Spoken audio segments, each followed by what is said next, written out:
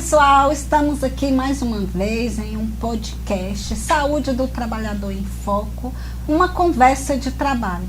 E hoje quem está me acompanhando novamente é a Sandra. Oi pessoal, muito bem-vindos a mais um podcast do Sereste. E hoje nós estamos aqui com quem, Lila? Com a doutora Alexandra Rossi, ela que é mestre em Sanidade Animal e Saúde nos Trópicos, Medicina com residência em Clínica Médica e Reumatologia pela UFT, médica assistente do Hospital de Doenças Tropicais da Universidade Federal do Norte do Tocantins, HDT UFNT.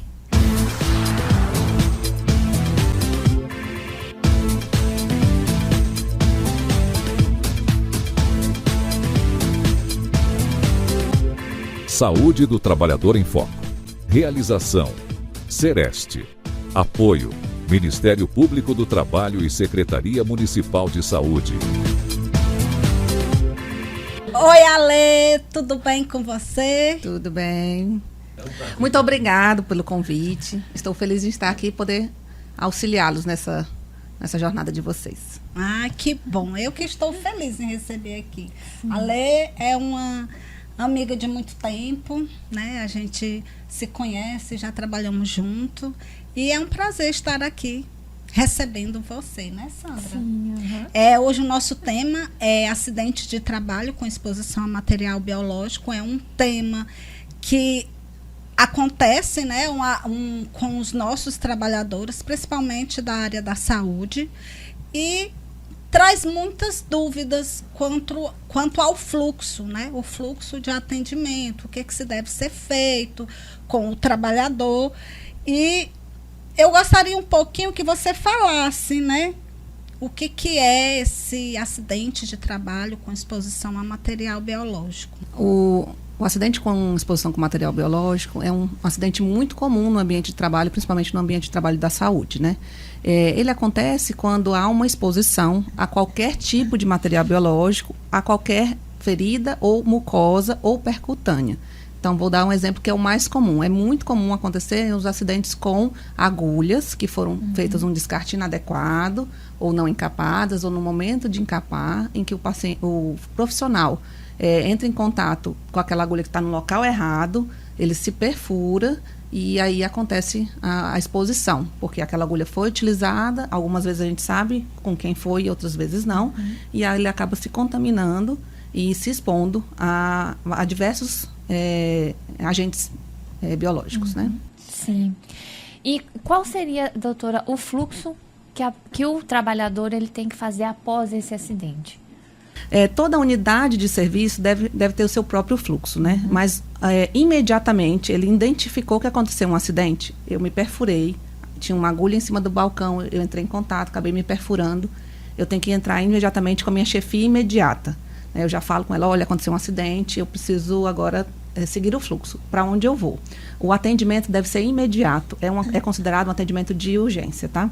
Por quê? Porque eu tenho um prazo para fazer a profilaxia, né? O atendimento e profilaxia. E aí, esse prazo entre 2 e 72 horas. Então, quanto antes eu fizer o atendimento, melhor. Então, geralmente é isso. Aconteceu o acidente, eu notifico a minha chefia imediata, ou no plantão, e aí já entro em contato com quem eu deva ir para o atendimento médico, de enfermagem ou farmacêutico, porque tem um documento agora do Ministério da Saúde que não só os médicos podem liberar a medicação para exposição ocupacional, a enfermagem e os farmacêuticos também podem, né? Então vai depender do serviço, mas a ordem é essa: aconteceu, avisar o imediato e entrar em contato para o novo atendimento. Aqui em Araguaína, no SINAM, né, o nosso serviço de informação de agravo, né, e doenças, nós tivemos 171 casos notificados de acidentes de trabalho com exposição a material biológico. A gente costuma falar ATEMB, né, porque é um nome mais prático. Mas quais são esses vírus, essas bactérias que eles podem se expor? Tudo também vai depender do ambiente em que ele está, né? Mas, no geral, a gente se preocupa com sífilis, hepatite B e hepatite C. Esses são os principais que a gente mais se preocupa. Mas vai depender também do tipo de exposição que o paciente sofreu, né? Vou dar um exemplo, por exemplo, se for uma doença meningocócica, eu tiver contato, né? Não usei EPI, tiver contato com saliva, com secreções, pode acontecer de eu precisar de um outro atendimento. Também é um acidente. O conceito, né, de acidente com exposição a material biológico, ele mudou, né? Então, ele abrange mais coisas. Não só vírus e bactérias, né? Então, se um trabalhador ele tem um acidente, um exemplo, um agente de saúde no momento do trabalho, um cachorro morde ele. Então, ele vai ter o contato, né, da saliva do animal com ele. E aí, nesses casos, aí a gente procuraria monitorar se o cachorro tem alguma exposição, se tem raiva, alguma coisa nesse tipo. Isso, no acidente rábico, né, antirrábico, a gente faz a investigação do animal agressor e do acidentado, né. Quanto ao animal agressor, se ele é observável, na verdade é só observação do animal, sendo cão e gato, pode ser observado durante 10 dias, né. Mas quando o animal não é observável, né, ou quando ele muitas vezes acontece, por exemplo, um veterinário vai atender o animal e o animal morde e morre, porque já estava em processo de óbito, por exemplo. Aí ele precisa fazer a profilaxia, sim. Aí, se é um animal que pode ser observável, ele vai observar um período de 10 dias. Se não acontecer nada com esse animal, não morrer, não desaparecer, não mudar o comportamento, ele pode ser liberado do acompanhamento. Lembrando, Lila, que a gente tem as fichas de notificação, de investigação de acidentes e doenças relacionados ao trabalho, né? Então, nesse caso do cachorro, da mordida do animal, além da notificação antirrábica, ele vai ser também notificado na ficha de acidente de trabalho com exposição a material biológico. Sim, sim. Muito, é importante a gente falar, né? Porque as fichas mudaram o conceito, né? As doenças, os acidentes mudaram o conceito, mas a ficha, ela não teve uma mudança. Não foi atualizada. Não foi atualizada. E aí, algumas coisas a gente tem que descrever como é que ocorreu o acidente, porque não tem como colocar. Colocar no campo de observação, né? Isso, exatamente. O que a gente mais foca, né, no caso, né, os acidentes que mais acontecem aqui em Araguaína são com exposição ao vírus HIV, hepatite B e C, né? Esses, quanto tempo eles vivem? E, na verdade, é o foco da profilaxia, né? Isso, exatamente. E qual a profilaxia para cada um deles? Os vírus em si, geralmente eles precisam de um ambiente específico para continuar, para se perpetuar. O vírus do HIV, existem alguns estudos, né? Mas o vírus do HIV, ele vive muito pouco tempo no ambiente externo. Então, sem as células, sem o lugar dele fazer a replicação, no meio externo, ele vive em torno de 1 hora. Então, se eu deixar uma gotinha de sangue com o vírus aqui, provavelmente dentro de 1 hora esse vírus não estará mais viável. Ele pode estar presente, mas não mais viável para contaminar. Já o vírus da hepatite C, ele dura um pouquinho mais, mas o da hepatite B, ele pode durar até 7 dias. Então, se eu tiver uma exposição com material sangue, principalmente, que contém mais carga viral, numa bancada, num local, numa agulha, se tiver em torno de 7 dias, ainda pode ter vírus viável aí. Né? Então, nossa preocupação é essa. Então, a gente, às vezes, no atendimento mesmo fala, o HIV preocupa a todos, mas a nossa preocupação, principalmente para o profissional de saúde, é a hepatite B. Por isso, sempre confirmar se o profissional está vacinado, se o seu anti-HBS é positivo, se está valendo aquela vacina, né? Sim. Então, a nossa preocupação é essa justamente porque nós temos muita exposição, né? Sim. Né? A gente acaba em contato com sangue mais tempo, em outros fomites, né? Então é importante a gente ter as nossas vacinas também. Sim. E a profilaxia para cada um deles, doutor? No caso da hepatite C, a gente tem um tratamento funcional, mas a gente não tem uma profilaxia ainda que funcione. Então eu não tenho vacina para hepatite C e eu não tenho tratamento profilático para hepatite C. Mas para o caso da hepatite B, sim. Eu tenho soro, imunoglobulina e eu tenho a vacina, que é muito funcional. Então, é importante saber os status sorológicos do fonte, daquele em que o sangue é, e saber o status sorológico do profissional, se o profissional está vacinado e se aquela vacina no profissional foi efetiva. No caso do HIV, que é o que sempre pesa, todo mundo se preocupa, né, claro, a gente tem tratamento profilático específico, né, e é muito funcional. É muito ativo. Então, ele acaba abrangendo a população grande. Eu consigo fornecer profilaxia para toda a população, desde criança a adultos, pacientes que têm comorbidade ou não. E ele é muito seguro. Né? é antiviral também. São o quê? São medicações? No caso do HIV, são comprimidos, são terapias antirretrovirais, que a gente chama, né? São medicações, são 2 comprimidinhos ao dia, durante um período de 28 dias. Traz um pouquinho de reação, né, essas medicações. Então, já houve outros esquemas terapêuticos em que eles eram muito tóxicos, né? Hoje em dia, não. O nosso esquema utilizado hoje em dia é um esquema que, na verdade, ele foi desenvolvido para o uso do paciente com portador da doença, né? Então, o que é que acontece? Ele é uma medicação que acaba que ela tem pouca interação com outras medicações, tem pouca interações com bebida alcoólica, tem pouca interações com outros tipos de droga. Então, é uma medicação muito segura e com pouquíssimo efeito colateral. Isso é importante, né? Sim. Desculpa, Sandra, mas isso é importante a gente falar para o trabalhador que está ali nos assistindo, né? Da importância, porque muitos deles desistem de tomar a medicação, não querem tomar a medicação porque tem medo das reações, né? Isso é muito bom. E é muito comum, às vezes, quando eles vão fazer profilaxia, eles perguntaram pra gente, é o coquetel? Ainda existe essa palavra, né? O coquetel. Aí eu falo assim, não temos mais coquetel. Né? A gente tem medicações, são 2 comprimidinhos, que no total são 3 medicações nesses 2 comprimidos, e eles têm um bom efeito e com poucos efeitos colaterais. Sim. Uma gestante, se ela se acidentar, ela pode estar fazendo uso dessa profilaxia do HIV? Pode, com certeza. Pode não, deve. Deve. E a gente não pode esquecer que também, quando a gente vai comentar com o profissional, de conferir, porque um acidente, na maioria das vezes, é com agulha, o mais comum é ser agulha e outros materiais, assim, perfuro-cortantes mesmo, da gente conhecer e perguntar sobre o status vacinal para tétano também. Um questionamento que aconteceu com um trabalhador que a gente assistiu.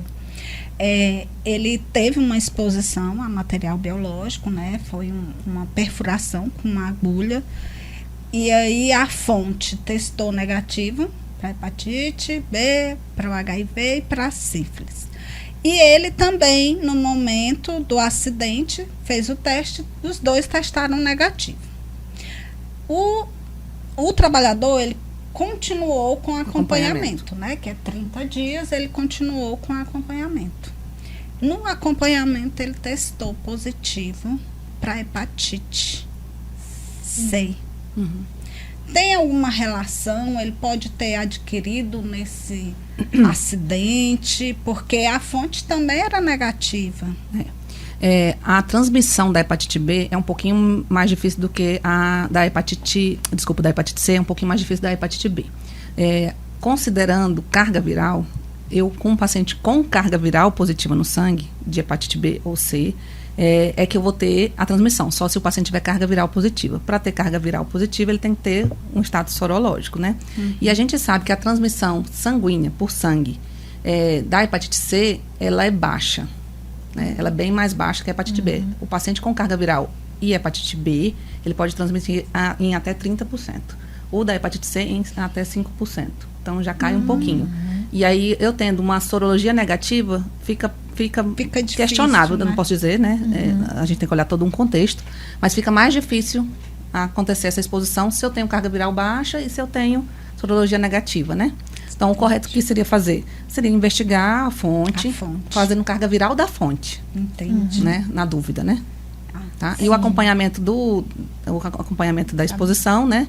Da hepatite C, geralmente em torno de 3 meses a gente repete os exames e a hepatite B vai até 6 meses ou mais, né? Entendi. E se a fonte ela não é conhecida, fica bem mais difícil provar. Aí, na dúvida, a gente faz as profilaxias necessárias, né? Se eu não tenho a fonte para testagem, a gente faz as profilaxias necessárias, tá? Lembrando sempre, que às vezes a gente esquece de falar, que a gente precisa testar o paciente ou o profissional que sofreu o acidente, e essa testagem ela não é obrigatória para o HIV, tá? Então, a gente sempre tem que ofertar o exame de HIV para o acidentado, e ele pode sim se recusar a fazer, tá? Se caso ele se recuse a fazer o teste, porque é direito dele, o que acontece é que a gente não pode considerar o status sorológico dele, né? Então aí a gente vai considerar ele como não apto a PEP. Então isso a gente sempre, às vezes acontece de a pessoa ter resistência, medo mesmo, na maioria das vezes nada mais é do que medo, né? Então às vezes a gente consegue convencer, explicar o porquê é necessário, o quanto é importante para ele essa profilaxia, né? E às vezes a gente consegue convencer, às vezes não. Mas se a gente não conseguir convencer a pessoa, ela não é candidata a PEP.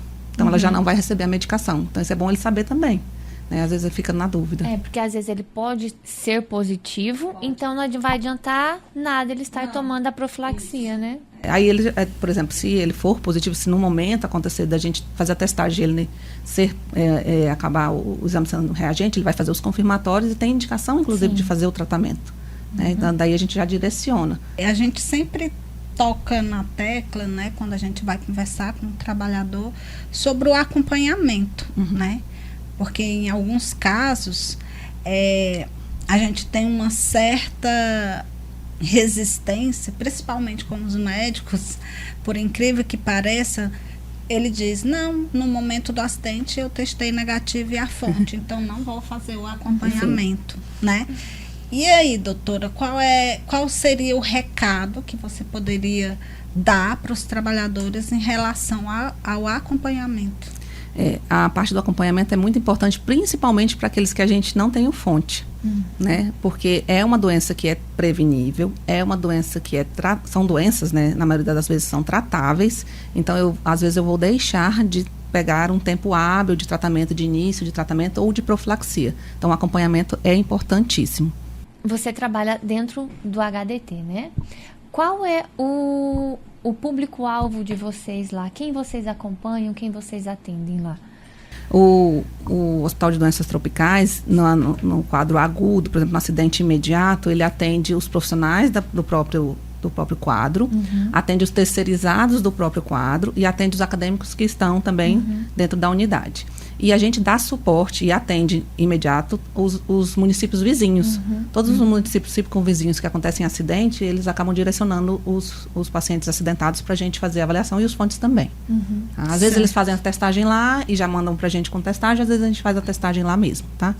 A orientação é que, de preferência, como a gente tem um tempo aí curto, é que cada unidade de saúde tenha a sua PEP, cada unidade de saúde tenha o seu fluxo de atendimento, justamente para diminuir esse tempo entre o acidente e o início da medicação. Porque dependendo do município é longe. É longe, né? É isso. A gente insiste. Porque, na verdade, assim, o tempo ouro seriam 2 horas. Né? Aí, mas o Ministério da Saúde estendeu até 72 horas, porque existem trabalhos que mostram que até nesse período a medicação é ativa. Após esse período não tem estudo, não tem como eu garantir. Então, o Ministério da Saúde só garante a medicação para quem teve o acidente em até 72 horas. Tá? De preferência, nas primeiras 2 horas, fazer a medicação. Nesse caso, para o HIV, né? Desculpa, para o HIV. Isso. A profilaxia para hepatite, a gente tem um tempinho maior aí para fazer ainda a imunoglobulina e fazer as vacinas.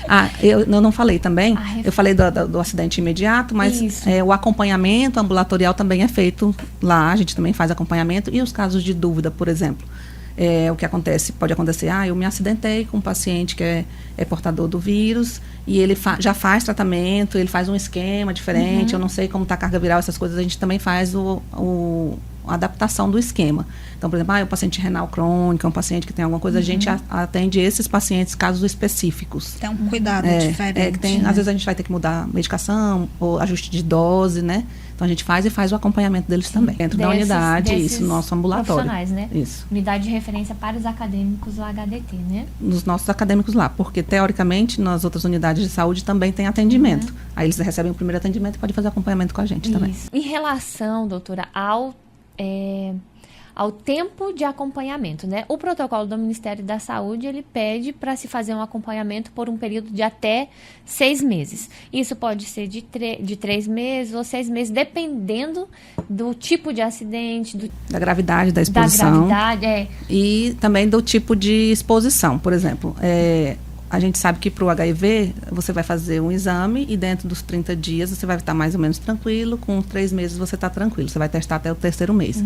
Mas a hepatite não, a hepatite eu preciso acompanhar até o 6º mês. Né? Então, para a exposição, se o foco é HIV, eu sei que dentro de 3 meses ele vai estar provavelmente liberado. Mas se o foco é hepatite, eu vou ter que estender esse acompanhamento um pouquinho mais. Né?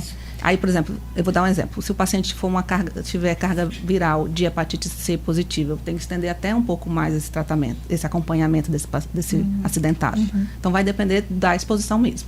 e com que material biológico e com como é o Como status, foi a exposição? como é o status do fonte, né? Aí, no protocolo, não diz a cada quanto tempo eu tenho que estar realizando.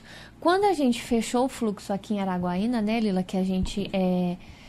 nós colocamos um tempo para ficar fácil para nós acompanharmos e para o trabalhador também saber a cada quanto tempo ele teria que procurar. Então, ficou como aqui em Araguaína. Aconteceu o acidente, né, o tempo zero, com 30 dias, 90 e 180 dias. Então, nesse período, esse trabalhador vai realizar esses exames nesse tempo. Né, é o mesmo que a gente segue, que é a orientação base do último manual, né? Que é o atendimento, o 30 dias depois, os 3 meses depois e os 6 meses depois. E aí a avaliação da necessidade de acompanhamento, continuar esse acompanhamento ou não. Por mais um tempo, isso mesmo. Né? Né? Aí até no último manualzinho de acho que 2020, que é azulzinho, ele fala, tem a tabelinha e ele fala alguns outros exames que ele acha que deve ser fornecido durante o acompanhamento, se tiver uso da medicação, uso da vacina ou não. Exato.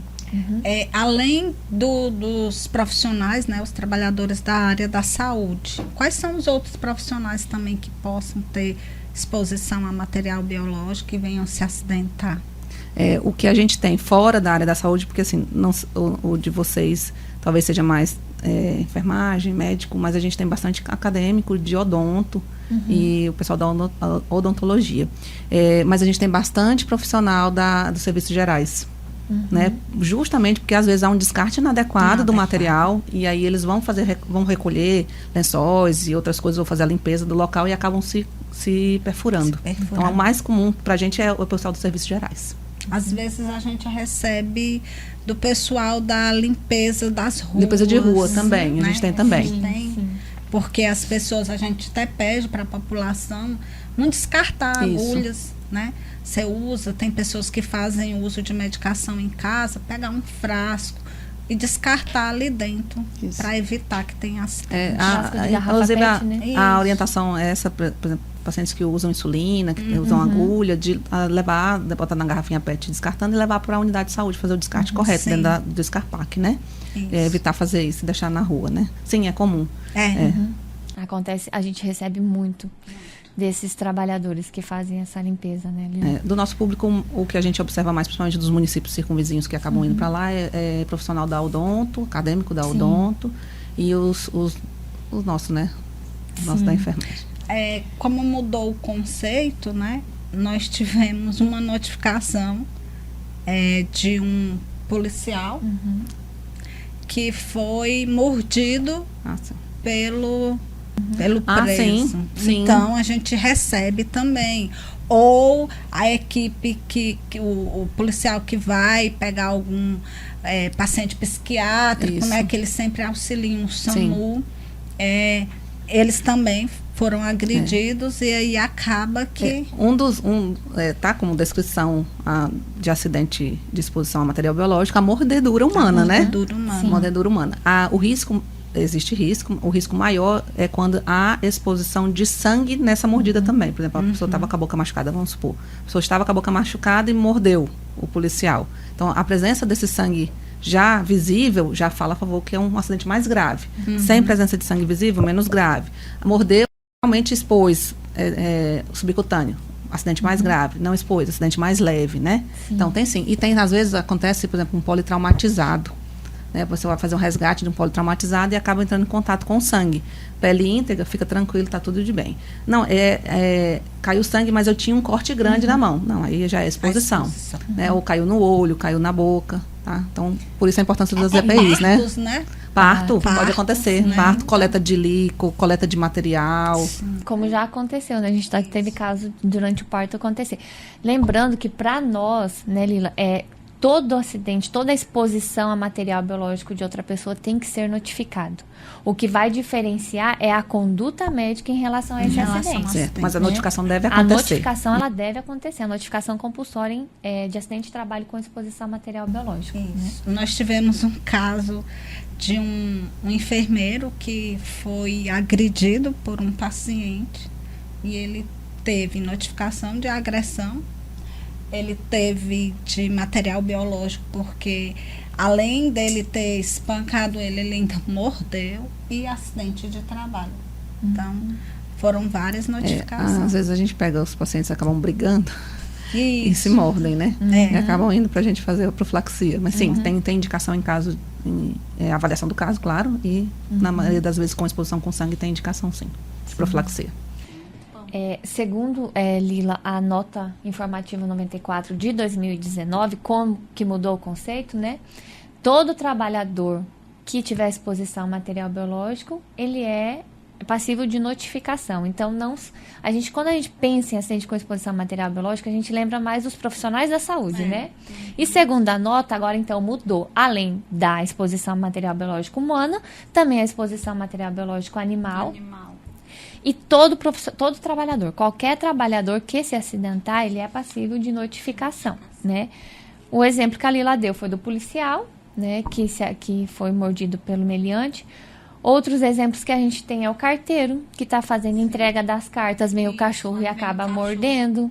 O agente comunitário de saúde. Então, qualquer trabalhador que tiver acidente com exposição a material biológico, ele tem que ser notificado. O que vai diferenciar é a conduta daquele acidente. Os acidentes rápidos é muito comum, né?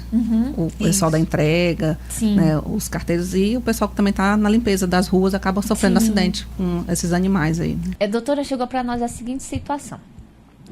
A equipe, ela realiza o teste do pezinho dos 139 municípios do Tocantins, né?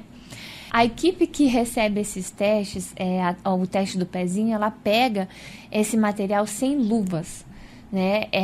O que poderia ser feito, o que poderia ser orientado para essa equipe? Eu não sei te dizer se existe um protocolo específico para o manuseio desses testes, mas se há material biológico, há indicação de fazer algum tipo de biossegurança. Então, o mais fácil, mais prático seria ou eles virem em papel, em plástico, ou o profissional que vai manusear está fazendo uso de luvas, né? Ele vir individualizado. Cada um de um papelzinho, de um plástico, de um... Doutora, a senhora falou então em relação ao fluxo interno do HDT, né? Em Araguaína, Lila, os trabalhadores em geral de Araguaína, o primeiro atendimento deles seria na UPA. Então, esse primeiro atendimento de urgência, de emergência, a nossa unidade de referência é a UPA. Quem seriam esses trabalhadores? O pessoal de clínicas odontológicas do município de Araguaína, de clínicas de estéticas, uns exemplos assim, né? De salões de beleza que podem estar sofrendo esse tipo de acidente. O pessoal da limpeza da cidade. Então, essa é a unidade de referência para esses trabalhadores, né? Para o primeiro atendimento. E para o acompanhamento desses trabalhadores é nas unidades básicas de saúde. Então, o trabalhador que sofreu o acidente, ele vai procurar a UPA de imediato, juntamente com o paciente fonte, se souber quem é. Vai procurar a UPA, vai fazer o primeiro atendimento, fazer uso de profilaxia se for necessário. E o acompanhamento, ele vai procurar as unidades básicas de saúde para estar fazendo esse acompanhamento. A gente sempre faz a orientação também, às vezes ele não consegue trazer o fonte imediatamente. Eu me perfurei com agulha, isso é muito comum na odonto. Eu estava atendendo um paciente, me perfurei com a agulha da hora que eu fui mexer no instrumental. E o paciente já foi embora. Então, o que a gente orienta é, vem imediatamente, faça o primeiro atendimento, use a medicação dentro do prazo mais rápido possível e se conseguir contato com aquele paciente, trazer ele para a gente fazer a testagem. Por exemplo, se a gente testa o fonte e ele está tudo ok, a gente pode suspender a profilaxia do profissional, né? Então, já facilita. Interessante isso que você falou, doutora, porque muitos pacientes, trabalhadores que a gente liga, eles falam, não, eu fiz uso da primeira dose e depois foi suspenso. E tem algum protocolo em relação a isso? Como é que... Como a profilaxia é para o HIV, então eu cheguei sem a fonte. Aí eu faço a minha testagem e vou fazer a profilaxia. 2, 3 dias depois, consegui contato com a fonte. Aí eu trago ela para fazer testagem. Ela testou, está negativa, não tem mais indicação de continuar a PEP para HIV. Né? Eu vou fazer o acompanhamento, vai depender das sorologias da fonte, e vou fazer o acompanhamento meu. Mas a indicação da medicação vai ser suspensa, né? Ali já findou, porque eu estou usando enquanto eu não sabia os status sorológicos da fonte. Agora eu sei, eu não tenho mais, no caso é negativo, eu não tenho mais indicação de continuar. Ótimo, interessante. Tá? Existe também alguns casos, vamos supor, cada caso é um caso. Mas existe assim, eu tenho aquele paciente, eu tenho dúvida se ele realmente é negativo, né, se a testagem, ele tem muita exposição, alguma coisa assim, pode ser que haja ainda indicação de manter a PEP, pode ser. Mas na grande maioria, trazendo fonte sendo negativa, não tem indicação de PEP. Perfeito. Okay. A gente também fez, no fluxo que tem aqui no município, o pessoal que faz transporte de paciente, SAMU, aquelas ambulâncias que fazem transporte. Inclusive ambulâncias terceirizadas, né? Isso, tem algumas terceirizadas. Ele vai ter o primeiro atendimento no local onde ele deixar a vítima, ou o paciente. Exemplo, SAMU resgatou uma vítima de acidente e levou para a UPA. Se ele se acidentar nesse período, nesse atendimento, ele vai ser atendido na UPA. Já recebe o atendimento aonde? Para ser o mais rápido possível. Isso, para ser o mais rápido, porque é a forma dele testar a fonte lá. Se ele deixou lá no HDT, ele vai ser atendido no HDT. Se ele deixou no HRA... Porque faz a testagem junto, né? Isso, e aí ali mesmo você toma conduta. Tudo no mesmo local. Isso. Exato. E lembrando que aqueles trabalhadores que laboram dentro dos hospitais, das unidades hospitalares, eles vão realizar aquele atendimento todo ali dentro. O primeiro atendimento, dispensação de profilaxia, e o acompanhamento vai ser todo ali dentro. Tá? Certo. Então, muito obrigada, doutora, pela participação. Eu acho que é isso, né, Sandra? Eu acho que quem está nos assistindo está cheio de informações, tirando as dúvidas. Se qualquer dúvida que você que está aí assistindo tenha, pode ir lá nos comentários que a gente vai respondendo essas perguntas. Com certeza. Muito obrigada pela sua participação. Nós trouxemos uma lembrança aqui para você não esquecer da equipe do Sereste, tá? Tomar seu chazinho e muito obrigada mesmo. Obrigada a vocês. Obrigada, a gente agradece. Isso, e o nosso podcast, a gente faz esse podcast com apoio da Prefeitura Municipal de Araguaína e o Ministério Público do Trabalho. Ficamos aqui e aguardamos o próximo episódio.